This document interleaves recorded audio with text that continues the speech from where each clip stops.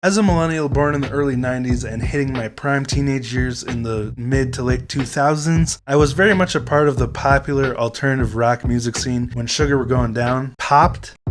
I mean, sure, now Fall Out Boy are the veteran rocker dads of alternative rock, but back when I was in high school, they were the peak of coolness. So when I got this request from Byron, I was super stoked to dive into Yoyoka's performance with them.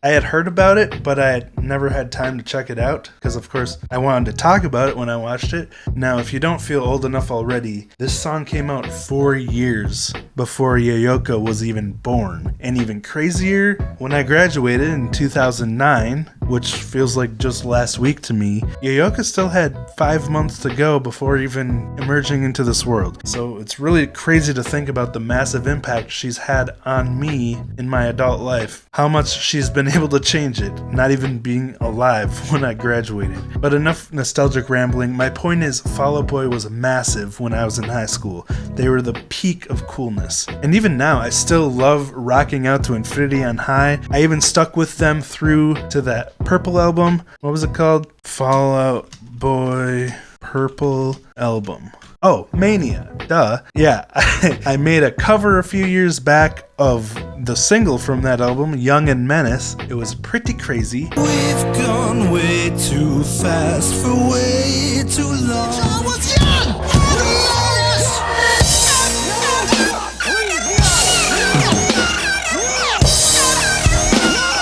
So to see Yoyoka play with them on stage live at just 9 years old is absolutely ridiculous, mind-blowing, because these guys are alternative rock legends to me. So I made an edit of 3 different camera angles from her playing live, thanks to all the people who uploaded those. It's a pretty nice edit. You can see pretty much everything going on at all times. And so I'm going to watch through that and talk about my thoughts, what stood out to me, what I appreciate, and all that. And just a heads up, for the YouTube video, I will be editing it down so it's fair use and so it has a nice flow to it and it's engaging. But if you want to see the full unedited video of me watching it, that'll be over on my Patreon. The one thing that really stood out to me about this performance was this is such a drum-driven song. And here Fall Out Boy is accepting this 9-year-old girl onto their stage and saying, go ahead, take the reins, because the song starts with drums, Yoyoka does the countdown, and then she plays the first 4 bars. Like, the whole first 4 bars are just drums in this song. So it's very drum-driven, and the whole song relies heavily upon the dynamics of the drums and the powerful driving force of the drums. They got to be in the pocket, they got to be solid, and they got to be powerful. And to top that off, this is one of their most iconic songs. This is, I'd say, the song that really skyrocketed them into popularity. I think it was their first hit, if I'm not mistaken, but this is a very iconic song, so it really speaks to the humility of the band, especially Andy, the drummer, for allowing Yoyoka at 9 years old to take over his job and perform their most iconic song at this international festival, music festival. For them to trust her with that is just, it really speaks to her level of skill and professionalism and the respect that other people in the music industry have for her, as well as just, you know, the humility of the band. So it's an all-around awesome exchange we have here.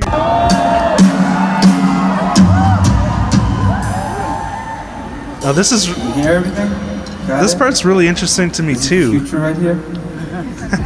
Because she sits behind this kit that she's not familiar with. I'm guessing this is Andy's kit, and it's kind of like sitting in a car you don't usually drive. You gotta adjust the mirrors, adjust the seat, make sure everything is to your comfort level, and that's kind of what it's like sitting behind a new drum kit. You gotta make sure everything is in the right spot for what you're used to so you can be comfortable. I mean, she did the same thing on my kit. It's very important to be comfortable while you're playing on stage. This is in front of 20,000 people, Byron said. So very important. When I was her age, I would have never even thought about that. I would have just dove in, started playing, not even thought about the fact that I should have adjusted the drums. So it shows how wise she is already at 9 years old. What would have happened for me is I would have realized in the middle of the song, I'm not very comfortable here. But once again, she shows her professionalism by getting prepared behind the kit before even starting.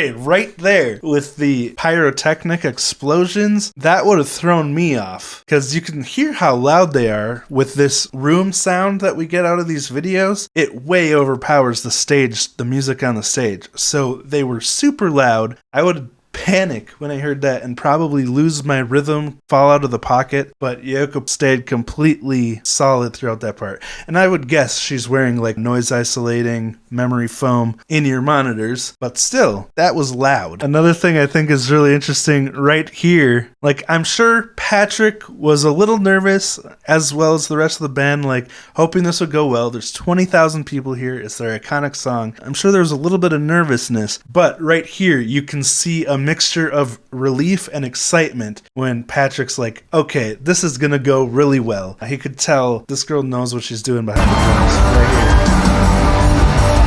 So cool.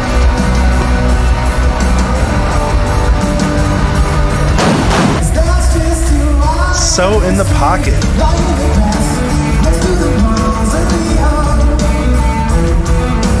I never really noticed how interesting the guitar is in this song either. A lot of cool riffing. By the way, Joe, the guitarist, uses the same brand of guitars that Miku Kabato from Bandmate uses, Zimatis. Right here, you can see he's got a feature on the Zimatis page. So that's super cool. Fun little connection there to Bandmate.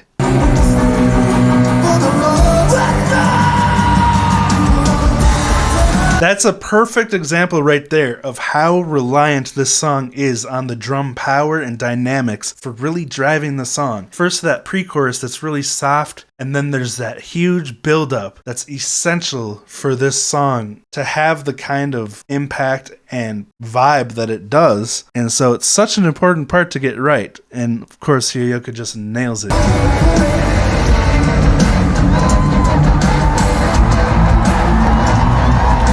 And here, again, is the example of how important the dynamics are in this song. This tom-driven drum pattern with a lot of accents that are important to creating this sound. These different camera angles look really cool together. Thanks for the idea, Byron.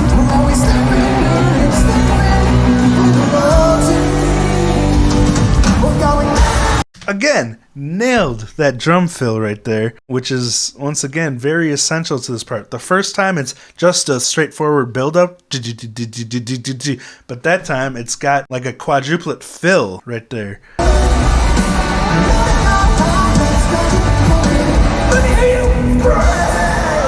Again, that's an essential part of the song. The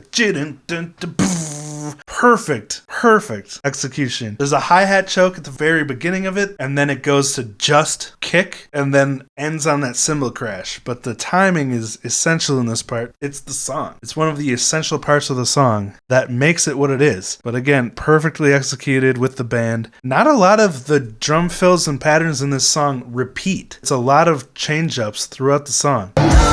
Really shows what a great grasp she has on the music.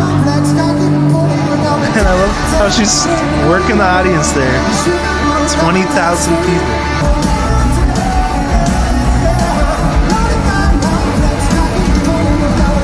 That was such a satisfying drum fill. 16th note fill that led into the double time. The way she accented it was so good. Love that.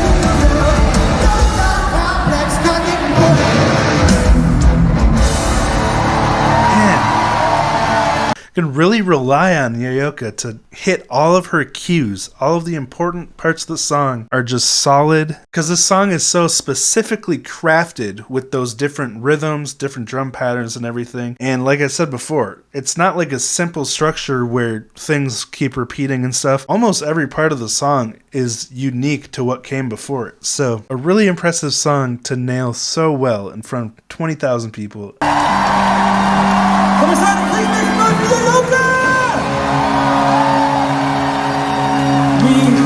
I don't know how nervous she gets, but if she does, she's really good at hiding it, because she just always seems so nonchalant when she's doing things that are a really huge deal. She handles her nerves very well.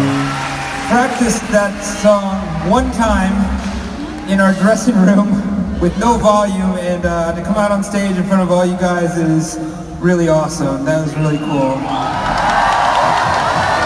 Here's one of my favorite parts of this whole video. I feel like we'll be back here opening for her band one day. Pete says, I feel like we'll be back here again opening for her band one day. Like, if that doesn't sum it up, I don't know what does. Even these musicians who have ridden the wave of the music industry for a long time, seasoned veterans of the music industry at this point, even they recognize that she is going places. Like, she has huge potential, and they have the humility to say that they'll be opening for her. Like, on top of letting her perform with them on stage, they can see the talent. They can see the level of professionalism and just the potential she has for the future. So, such a cool experience. So glad that this happened for her, and I'm so grateful that even though she's played with so many legendary musicians, she still made time to jam with me. Just some dude on the internet making videos, fanning out, you know? Anyway, like I said in the beginning, who would have known that this kid who was not even born yet when I graduated would change my life so profoundly. Thank you, Byron, for making this request. Thank you, Yoyoka, for being yourself. Thank you, Fall Out Boy, for making this happen. It's just all around awesomeness. Thank you to all of my patrons for helping me to keep doing this, and thank you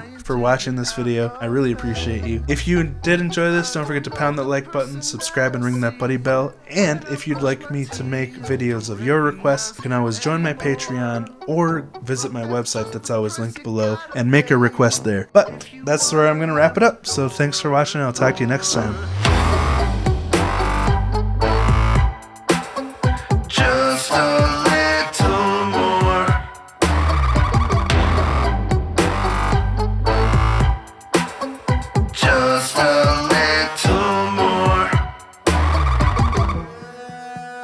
I don't know if I can take this place.